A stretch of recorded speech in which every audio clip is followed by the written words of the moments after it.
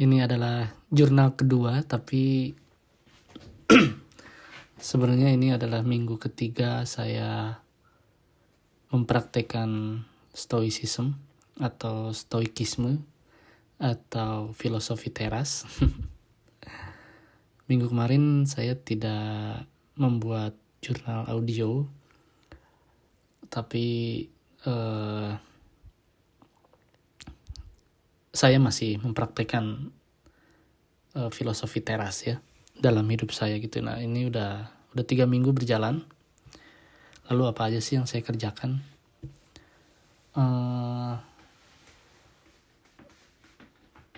Seperti para penyebar atau yang mengikuti atau yang mempraktekkan stoicisme sebelumnya, seperti ya Marcus Aurelius, Seneca, terus Epictetus, Zeno, mereka menulis jurnal harian mereka, yang kita tahu jurnal harian mereka masih abadi sampai sekarang dan dipakai sebagai buku reference untuk mempraktekkan stoicisme gitu ya. Nah, saya pun berusaha untuk membuat jurnal harian meskipun masih bolong-bolong. Kayaknya mendingan saya bacain aja ya. Nah, udah 2 minggu ini juga, maksudnya udah 3 minggu ini juga saya selalu menuliskan hal-hal yang harus menjadi pengingat saya di post-it, kertas yang bisa ditempel di dinding itu. Saya selalu menuliskan, yang pertama saya tuliskan adalah saya memulai stoicisme itu pada 15 Agustus. Lalu ada beberapa catatan kecil dari buku-buku yang saya baca, terutama buku dari Henry Manampiring yang sangat membuka jendela saya tentang stoicisme gitu ya. Karena sebelumnya saya membaca meditation, dan memang untuk pembaca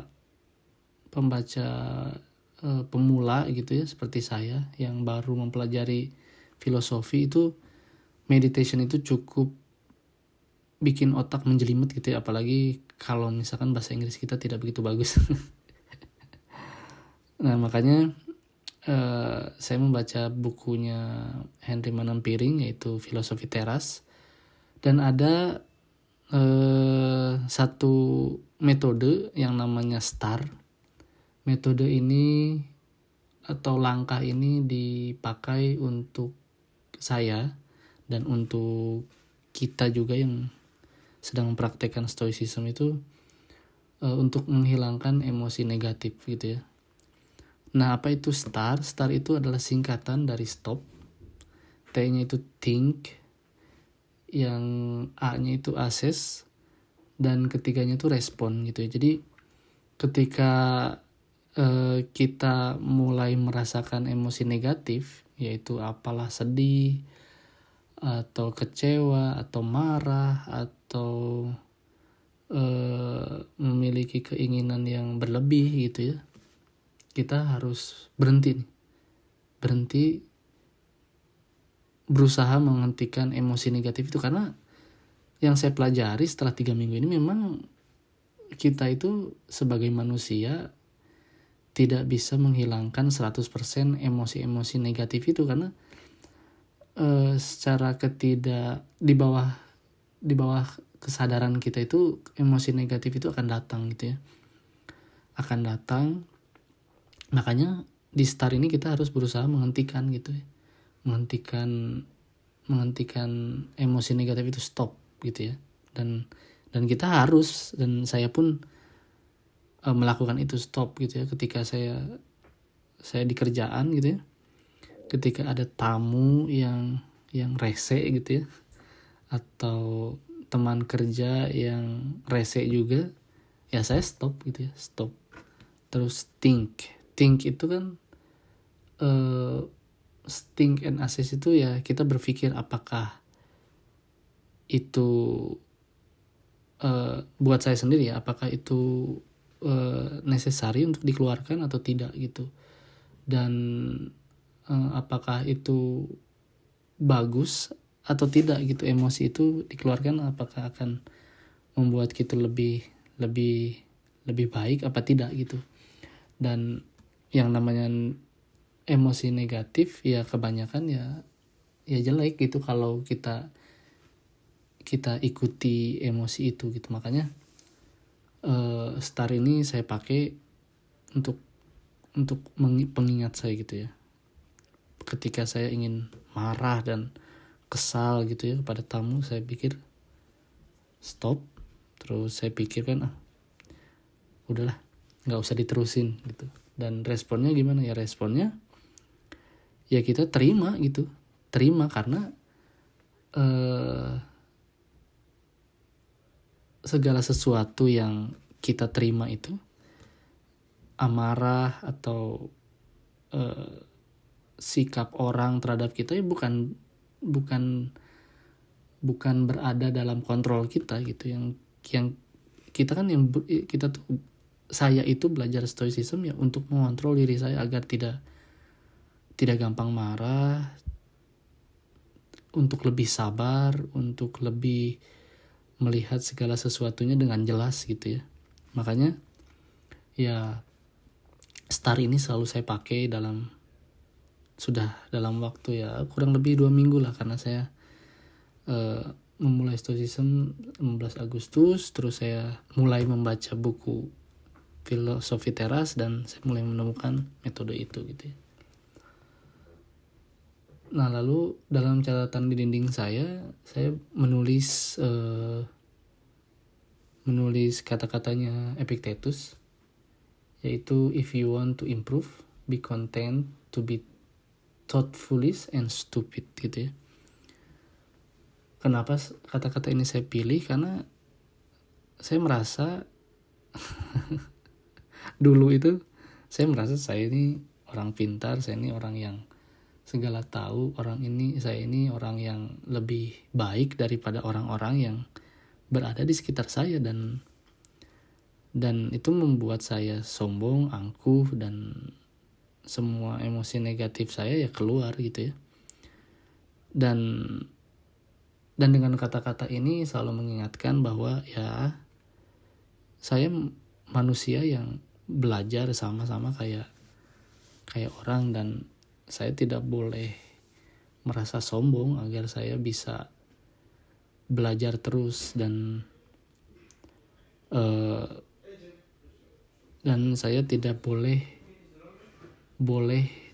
mengingatkan bahwa diri saya ini tahu segala sesuatunya gitu, karena saya harus mengingatkan diri saya masih banyak hal yang harus saya pelajari gitu ya. Meskipun ya saya memiliki pengalaman itu, tapi ya itu hanya sebatas pikiran saya yang membuat saya merasa lebih sombong gitu ya.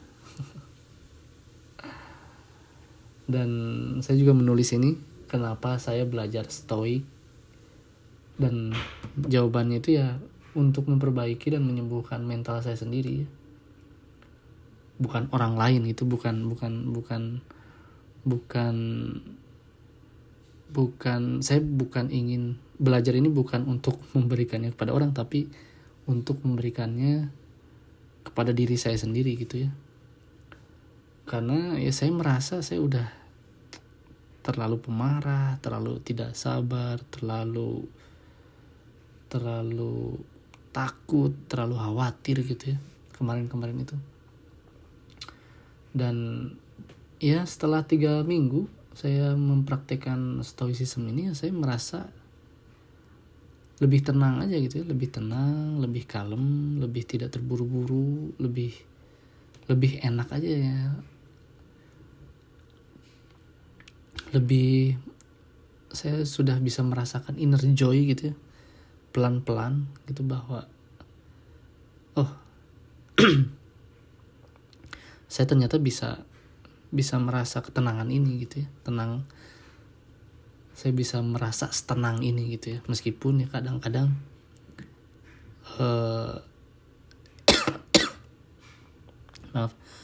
kadang-kadang masih ada overthinking gitu ya, kadang-kadang masih ada yang di suatu saat pikiran saya itu kayak berisik sekali ya, dengan pikiran-pikiran yang tidak perlu gitu. Makanya saya selalu saya menuliskan ini dan menjadi pengingat saya gitu ya.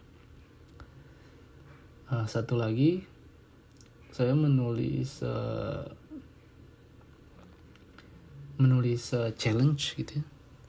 Challenge apa aja sih yang harus saya taklukkan gitu.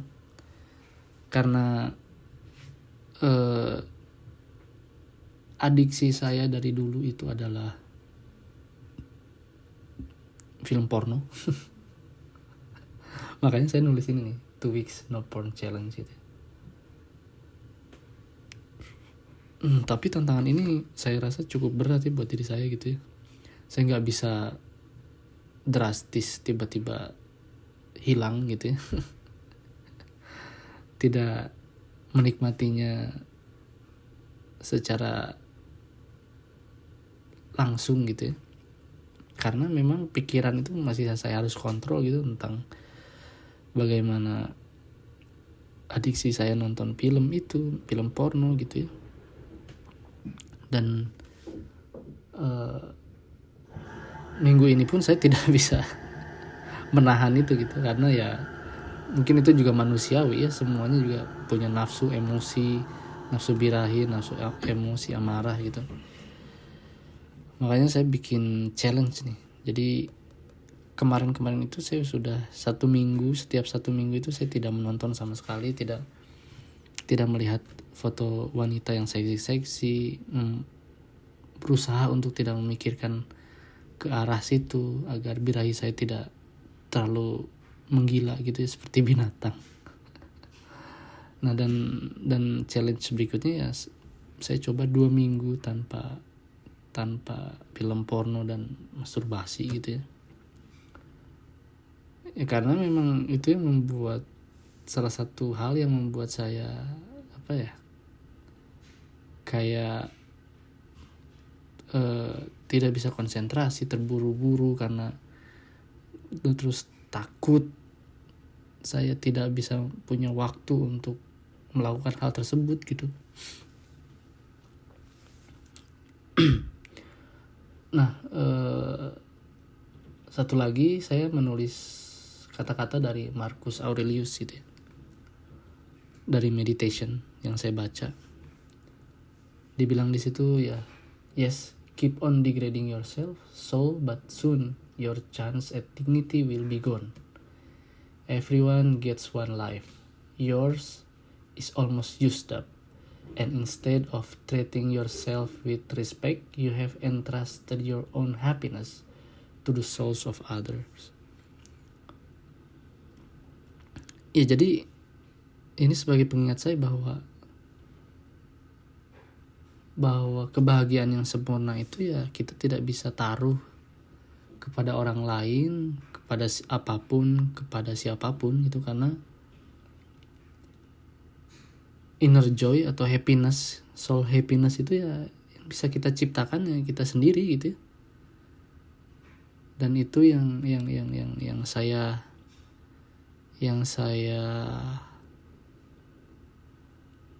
pakai, yang saya selalu ingat, yang saya selalu baca setiap pagi gitu ya. Bahwa ya bahagia itu dari kita sendiri gitu, dan kita yang bisa mengontrolnya dengan cara mengontrol persepsi kita, pemikiran kita, menahan emosi, dan membuat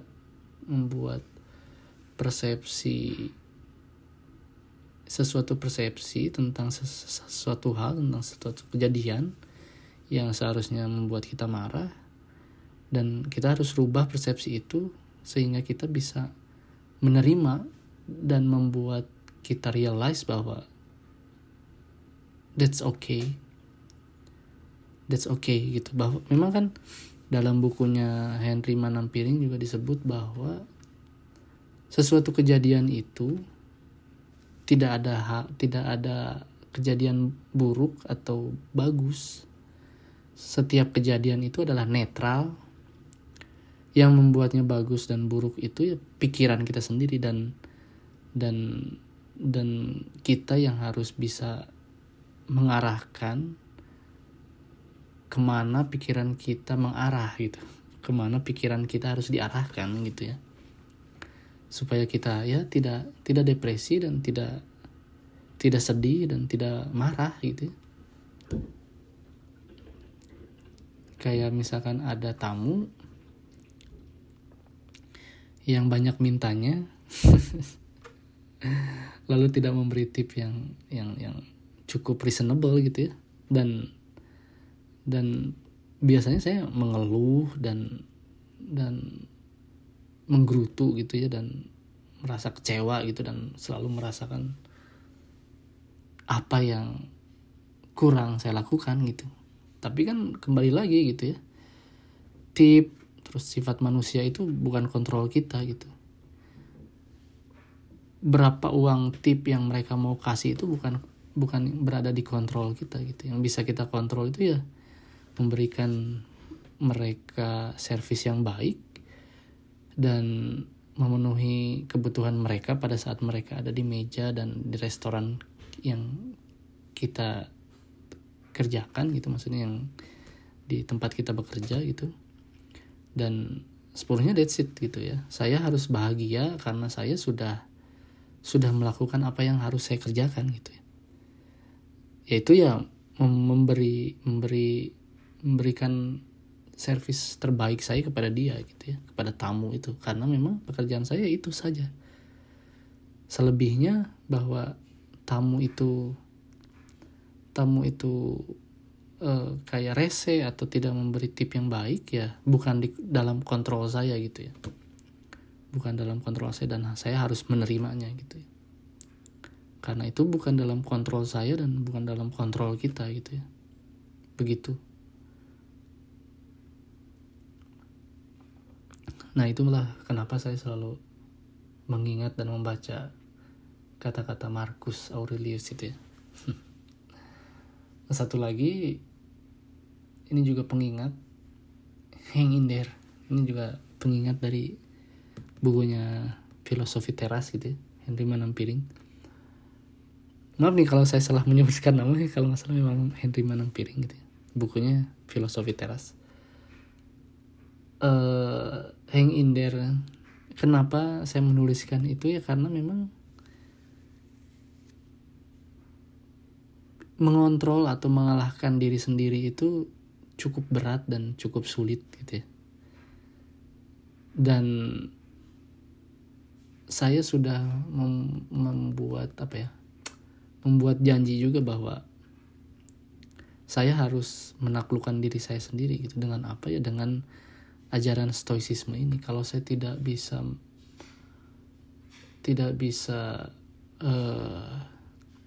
mengontrol apa yang bisa saya kontrol, ya saya kalah gitu ya. Ya saya kalah sebagai manusia gitu ya. Makanya yang namanya perjuangan itu kan selalu berat ya, selalu berat. Makanya saya nulis Hang in There gitu, karena memang perjuangan ini berat gitu ya. Tidak ada yang mudah. Kan ada peribahasa adalah musuh yang terbesar itu adalah dirimu sendiri gitu ya. Dan memang benar setelah saya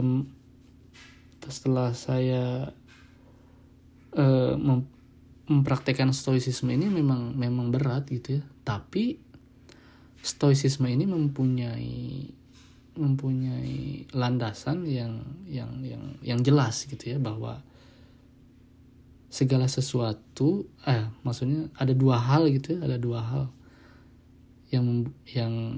hal di dunia ini. Hal yang pertama itu adalah hal yang tidak bisa dikontrol oleh dirimu sendiri, yaitu manusia. materi, uang, nasib, karir gitu ya. Dan ada satu hal yang bisa dikontrol sama kita gitu, yaitu tentang ya yang ada di nalar kita gitu ya, tentang opini, tentang kesabaran, tentang mindset gitu ya, yang bisa kita kontrol gitu ya, yang bisa kita kontrol dan bisa kita ya rubah ya, mungkin ya rubah gitu. Jadi yang namanya perjuangan untuk memperbaiki diri sendiri itu kan susah gitu. Makanya saya menulis ini hang in there gitu ya, bahwa ya untuk mengingat, memotivasi diri saya sendiri bahwa ya kamu sedang berjuang untuk mencapai kebahagiaan dalam diri kamu gitu ya, dan itu tidak sulit gitu. Dan satu lagi, ini juga pengingat untuk saya sendiri bahwa saya harus mencintai masa lalu gitu ya, karena dalam bukunya Henry Manampiring juga menjelaskan bahwa semesta ini adalah interconnectedness gitu ya, bahwa saya sekarang dalam posisi ini ya karena memang sudah terkoneksi oleh alam semesta secara demikian rupa gitu ya, sehingga saya berada di sini sekarang gitu. Dan masa lalu itu ya dalam stoicisme sudah mati dan tidak perlu diingat lagi, dan ya sudah tidak harus disesali apa yang ada di masa lampau gitu ya. Kita hidup untuk di masa ini saja, dan masa depan pun kan sebuah misteri yang bukan dalam kontrol kita gitu. Nah, setelah itu saya menuliskan kontrol semua keinginan. Kenapa saya menuliskan ini? Karena ini juga jadi pengingat untuk diri saya bahwa keinginan sekecil apapun itu ya harus dikontrol, dan keinginan bagi saya itu ya emosi negatif, dan makanya saya harus kembali lagi untuk melakukan metode STAR gitu ya. Stop, thinking, assess, dan respond gitu ya. Saya memberi prioritas keinginan saya. Misalkan keinginan untuk membeli. Nah, untuk membelinya itu, membeli sesuatu itu boleh, beli sesuatu boleh, mengeluarkan uang, tapi prioritasnya adalah groceries atau kebutuhan sehari-hari saya gitu ya, buat makanan, terus sabun, mandi, kebutuhan mandi gitu, dan segala macam. Dan saya tidak memberikan prioritas untuk hal di luar itu gitu. Dan itu dua prioritas saya. Tadi kan saya bilang grocery, ya seperti itu. Terus buku ya, saya nggak tahu tadi saya sebut buku apa, buku gitu ya. Nah itu buku, saya harus memprioritaskan itu karena saya harus belajar banyak sekali tentang hal-hal yang tidak saya ketahui gitu ya. Terlebih untuk develop myself, untuk menyempurnakan diri saya. Selain buku-buku stoicisme juga saya membaca Rich Dad Poor Dad yang tidak pernah saya selesai membacanya gitu ya. Dan ya di luar hal itu, buku sama groceries itu ya saya tidak memberi satu kesempatan apapun untuk mengeluarkan uang, terutama untuk diri saya. Tapi ya saya masih mengeluarkan uang untuk istri, anak saya gitu ya, dan untuk keluarga yang meminta pertolongan saya gitu. Terus setelah ya itu, jadi keinginan saya ya semuanya saya batasi gitu ya. Keinginan untuk makan, keinginan untuk membeli baju, membeli sesuatu. Dan biasanya saya seminggu itu saya selalu mengeluarkan uang untuk membeli sesuatu yang benar-benar tidak perlu gitu ya. Saya kemarin habis $800 beli GoPro sama Final Cut Pro. Gila nggak tuh? Dan setelah membeli itu tuh saya bertanya, then after this what else gitu ya, what else I should do gitu ya, karena memang itu hanya keinginan, sebatas keinginan, dan keinginan itu sebenarnya membahayakan gitu ya. Makanya saya menulis ini, kontrol semua keinginan. Jadi ketika ada keinginan, stop dulu, kita pikirkan apakah keinginan ini penting atau tidak gitu ya, dan responnya gimana ya, solvingnya ketika itu merasa tidak perlu ya tidak usah dibeli gitu ya.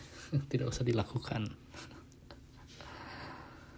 Ya gitu ya, kontrol semua keinginan, karena memang keinginan inilah yang saya rasa membuat kita semakin depresi ya, semakin kecewa gitu. Kayak ketika keinginan kita tidak terpenuhi kan kita merasa kecewa ya. Saya pikir ketika saya tidak memiliki keinginan apapun ya saya merasa lebih bahagia gitu ya, karena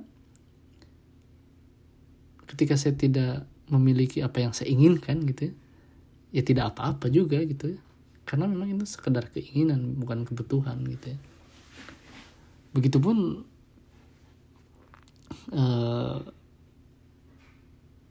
Begitupun ya itu hal-hal yang kayak makanan gitu ya, saya sudah menahan untuk, misalkan saya ingin, dulu kan saya kalau lagi lapar gitu ya, pengen makan ini, pengen makan itu, kadang semua dimakan gitu. Yang saya inginkan tuh semua dimakan gitu ya, sampai nggak kekontrol gitu ya. Kadang beli McDonald itu, kalau di sini tuh namanya DoorDash gitu ya, kayak Grab di Indonesia itu sekali makan $20 gitu, karena ya itu ngikutin keinginan itu. Coba bayangkan $20 ketika keinginan saya mungkin seminggu sekali, belum diikuti lagi keinginan yang lainnya, dan saya merasa terus tidak puas dan merasa terus tidak cukup uangnya untuk memenuhi keinginan saya merasa kecewa dan merasa capek sendiri ya gitu ya. Terus ditambah dengan ketika tamu nggak memberi tip dengan baik, dengan tidak sewajarnya gitu ya, saya merasa kecewa sendiri gitu. Padahal ya keinginan itu kan timbul dari diri kita sendiri gitu, dari saya sendiri gitu ya. Makanya saya menulis ini, kontrol semua keinginan gitu. Nah, satu lagi, run 1 mile a day for 2 weeks in a row gitu. Nah, kebetulan saya nulisnya tuh started Agustus 31, dan di hari itu juga saya cedera. Nah, tapi saya tidak merasakan kecewa ya, karena memang itu bukan dalam kontrol saya gitu ya. Selama 3 minggu ini saya mendapat pelajaran yang sangat berharga sekali gitu ya, sekaligus, karena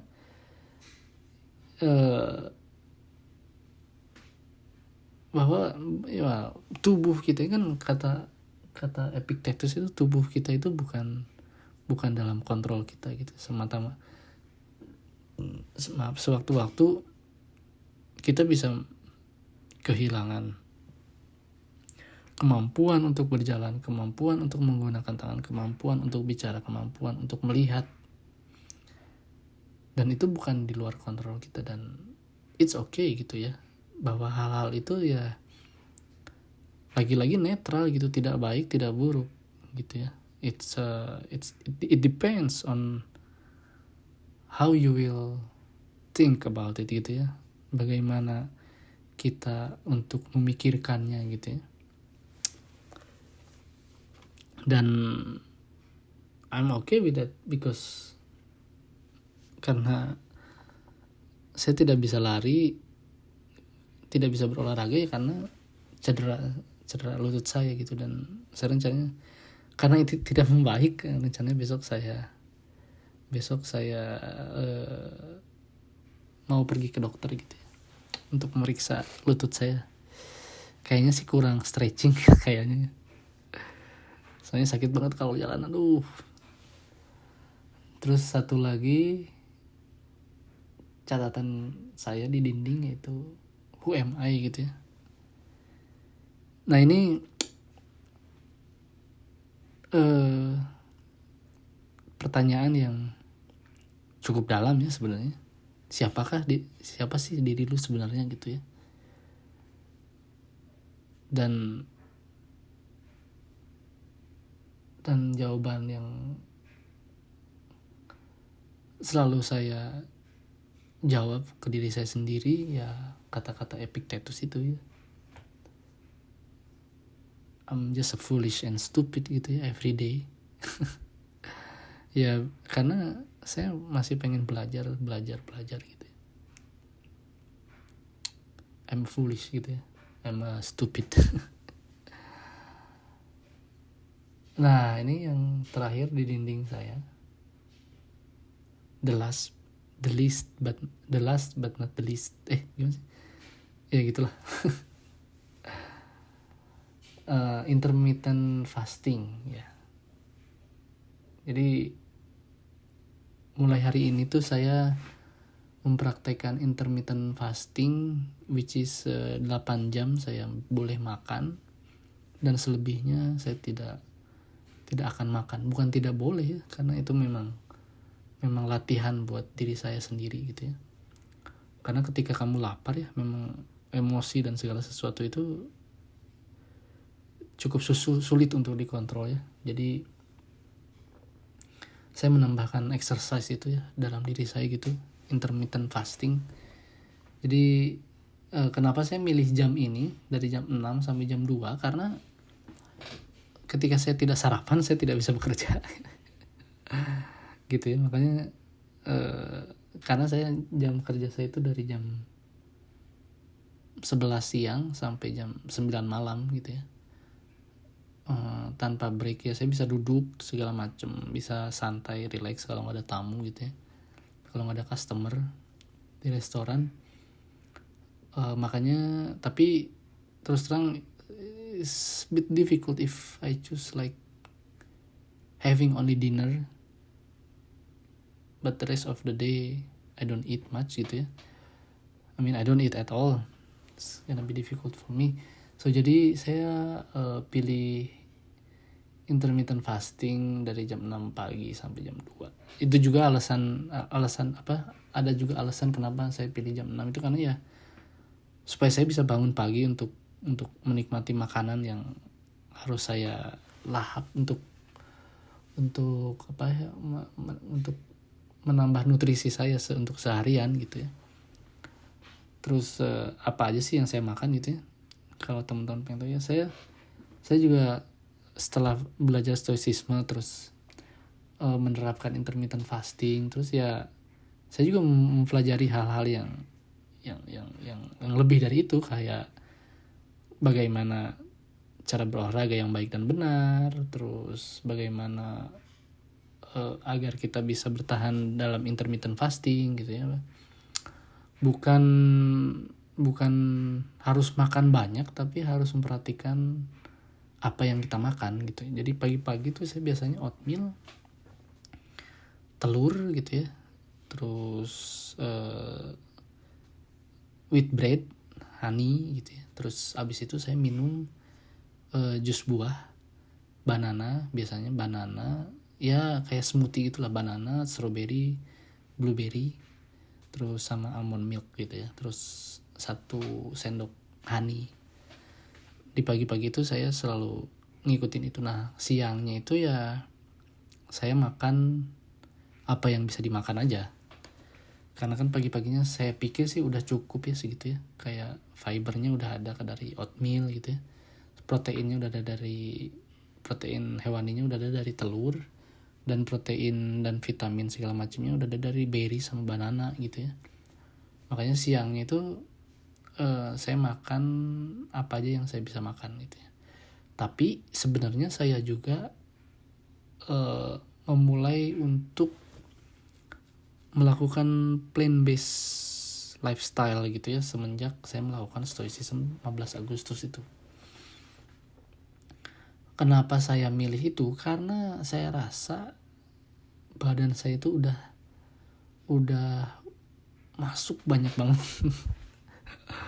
banyak banget daging gitu ya. Karena saya tinggal dengan teman saya yang hobi masak, padahal dia hobi masak gitu ya. Dan dia masak selalu daging gitu ya.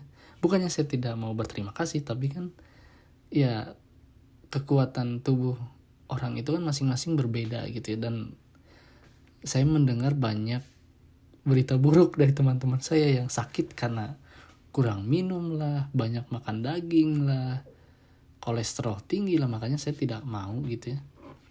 Saya berusaha mengontrol ya keinginan untuk makan makanan tersebut gitu ya.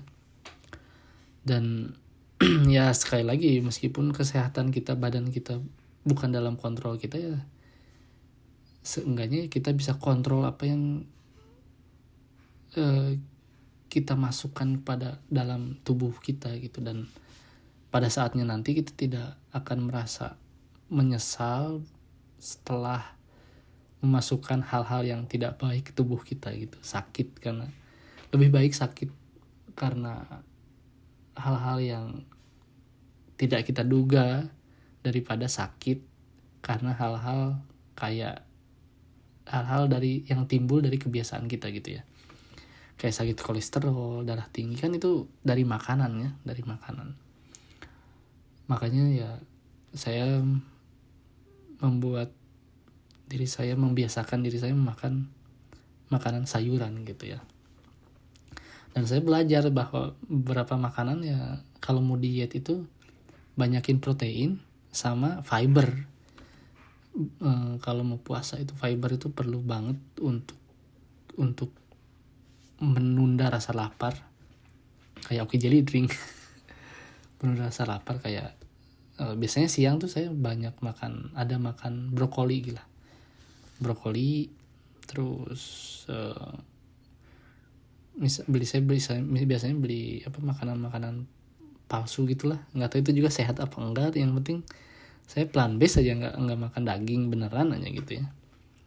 Dan itu juga nggak tiap hari sebenarnya saya makan makanan palsu. Kadang teman saya juga makan masakan rumahan kan dari sayuran gitu, makanya saya makan juga gitu. Jadi intermittent fasting itu untuk ya membuat diri saya lebih kuat aja gitu ya, untuk menambah tantangan untuk diri saya melakukan filosofi teras ini gitu ya, mempraktekkan filosofi teras dalam hidup saya gitu ya.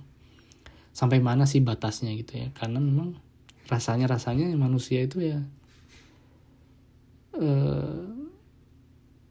ada batasnya, cuman tergantung kita batasnya tuh sampai mana gitu ya. Gitu. Terus ada beberapa pengingat juga, bukan di tembok, di TV malah. Saya tempel karena TV-nya depan muka saya ketika bangun gitu ya. Kalau tembok itu di depan pintu saya, ketika saya mau pergi, ketika saya datang, saya bisa baca gitu ya, sebagai pengingat. Nah ada dua yang saya taruh di TV saya, yaitu Premeditatio Malorum. Singkatnya itu ya, bagi teman-teman yang belajar stoicism juga pasti udah tahu bahwa ini tuh adalah meditasi setiap pagi, memikirkan hal-hal yang buruk akan terjadi dalam hari kamu gitu, hari saya selalu memikirkan apa nih yang terburuk ya.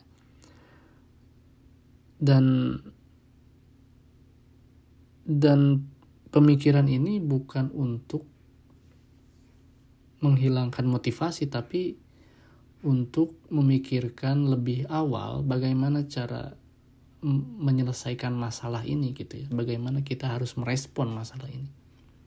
Bagaimana kita harus bagaimana kita harus tidak mengeluarkan emosi negatif kita untuk masalah ini gitu. Bagaimana cara kita berpikir tentang hal-hal yang kita sudah pikirkan di awal hari gitu ya. Jadi meditasi, saya lupa bahasa Inggrisnya, tapi intinya seperti itulah. Kita harus memikirkan hal-hal yang buruk yang akan apa sih hal-hal buruk yang akan terjadi dalam diri kita, dalam hari kita gitu, dan bagaimana cara kita merespon hal-hal buruk itu. Apakah kita mau marah? Tentu tidak dong, karena tujuan kita mempraktekkan stoicisme ya untuk tidak memberikan space untuk emosi negatif kita gitu. Makanya kebanyakan orang kan bilang harus positive thinking ya. Tapi ketika positive thinking, ketika hal-hal yang kita pikirkan itu menjadi tidak baik, kita tidak punya preparation untuk menghadapi kejadian buruk itu gitu ya.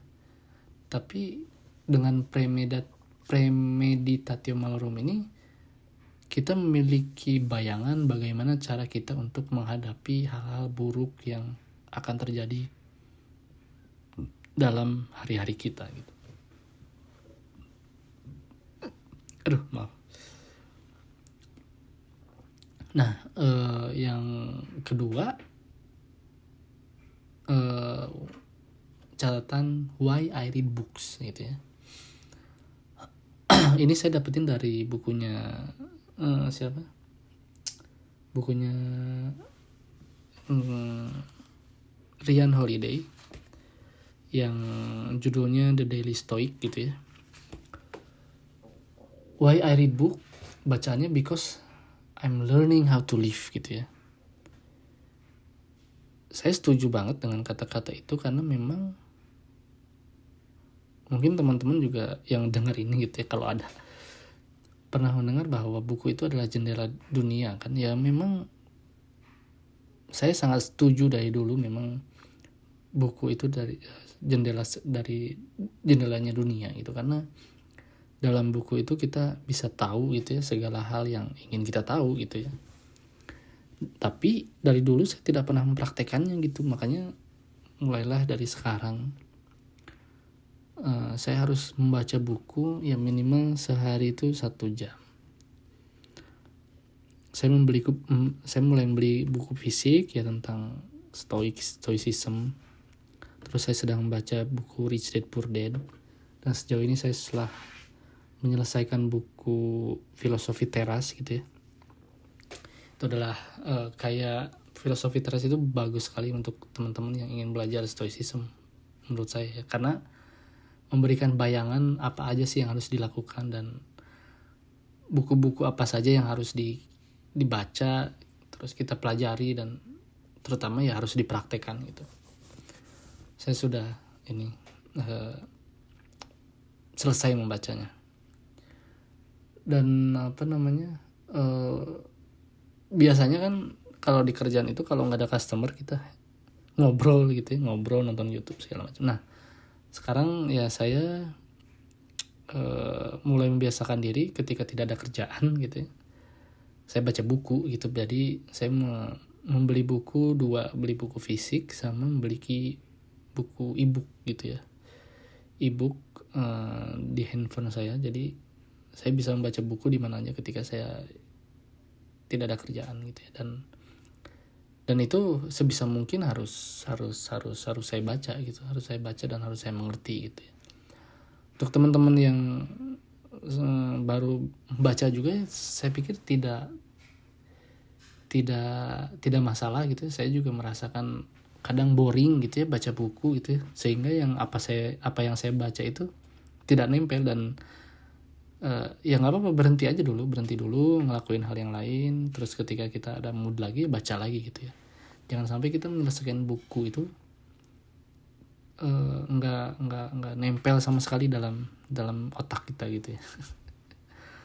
Dan saya juga kadang saya punya 3 buku gitu, kadang 1 buku udah boring saya pindah lagi buku ini, terus pindah lagi buku ini, terus balik lagi ke buku ini, karena memang kan bahasannya beda-beda ya gitu ya. Tapi ya saya berusaha untuk mencapai goal itu ya. Jadi 2 jam sehari gitu ya. Kadang saya baca terus menerus di kerjaan juga ada sejam lah gitu lah. Ya misalkan 5 menit baca, ngelakuin yang lain 5 menit lagi baca gitu. Ada sejam. Dan nyampe rumah atau pagi-pagi saya baca juga sehalaman 2 halaman gitu. Yang penting kita baca gitu ya. Ada sesuatu hal yang kita pelajari dan kita mengerti gitu ya, dan kita resapi gitu. Tidak perlu banyak-banyak gitu. Dan buku yang sekarang saya baca itu ya The Daily Stoic gitu ya. Nah jadi buku ini bagus karena kan yang tadi saya bilang ya, filosofi itu cukup jelimet kata-katanya gitu ya, cukup jelimet. Terus tapi di Daily Stoic ini si Ryan Holiday ini memberikan penjelasan lebih mendalam apa sih yang harusnya kita mengerti gitu, apa sih misalkan apa sih yang maksud dari Marcus Aurelius ini menulis ini gitu. Si Ryan Holiday ini yang mentranslatekannya, istilahnya apa ya, mentafsirkannya gitu ya, memberi contoh apa sih yang harus kita pikirkan gitu, apa yang harus kita lakukan gitu. Mungkin gitu aja dulu ya. Jurnal yang kedua di minggu ketiga, sebenarnya harusnya jurnal ketiga, cuman minggu kemarin saya miss. Minggu depan mungkin saya bakal harus. Tapi saya setiap hari menulis jurnal. Tadinya saya mau bacain jurnal apa saja yang saya baca, yang tulis di jurnal, buku jurnal saya, tapi mungkin minggu depan lah ya. Minggu depan saya berbicara apa yang telah saya capai atau telah saya lakukan, atau apa yang kekurangan saya dalam 1 minggu ini. Ya semoga ada juga teman-teman yang sedang belajar stoicism mendengarkan saya, jadi serasa ada teman, karena saya nggak ada teman sama sekali gitu, nggak ada guru yang bisa saya ngajak ngobrol gitu ya, yang sekarang yang saya pelajari dari buku-buku aja gitu. Jadi biasanya saya matiin lampu, saya nyalain lampu baca gitu ya, dan itu enak banget gitu. Dan udah 3 minggu ini saya tidak merasa, ya saya masih lah nonton sekali-kali gitu ya, karena memang hiburan atau hobi itu penting bagi kita, bagi nutrisi kita juga gitu, untuk refreshing gitu ya. Dan dalam stoicisme ya nggak apa-apa juga gitu, tapi harus saya sendiri sih saya membuat goals sendiri untuk diri saya sendiri gitu. Seperti membaca, tidak banyak menonton TV gitu ya, karena memang kadang juga nonton film gitu ya, nonton YouTube tuh adiksi banget ya. Jadi apalagi mungkin TikTok ya dulu ya, kadang nggak kerasa gitu, udah 1 jam 2 jam hilang gitu, tapi kita nggak merasa dapat apa-apa gitu. Terutama saya gitu, saya nggak dapat apa-apa gitu dari nonton filmnya, cuma nonton film ya udah, that's it gitu. Ya gitu ya, kan kalau baca ya saya bisa ngerasa saya lebih apalagi saya lagi mempraktekkan stoicisme, jadi saya lebih tahu bagaimana harus bersikap, apa yang harus saya pikirkan, apa yang harus value judgment apa yang harus saya berikan pada sesuatu hal yang buruk dalam hidup saya gitu ya. Ya gitu aja mungkin ya untuk jurnal ini. Sampai jumpa di jurnal minggu depan. Bukan jurnal minggu depan, jurnal selanjutnya gitu ya. Kalau saya pengen sih, saya ya mungkin ini juga harus jadi catatan ya, saya harus update jurnal ini setiap minggu. Ya udah, gitu aja lah. Saya belum sebut nama saya karena sengaja lah ya, gak usah sebut nama juga kan. Nah, mungkin teman-teman juga bisa panggil saya apa aja lah. Gimana ya caranya kalau mau komunikasi? Ya udahlah, nanti belum ada yang dengar juga. Kalau ada yang udah dengar, saya perkenalkan diri saya. Kalau saya udah memperkenalkan diri saya, mungkin saya tahu bahwa ada yang dengar di sana gitu ya. Oke. Demikian jurnal kali ini.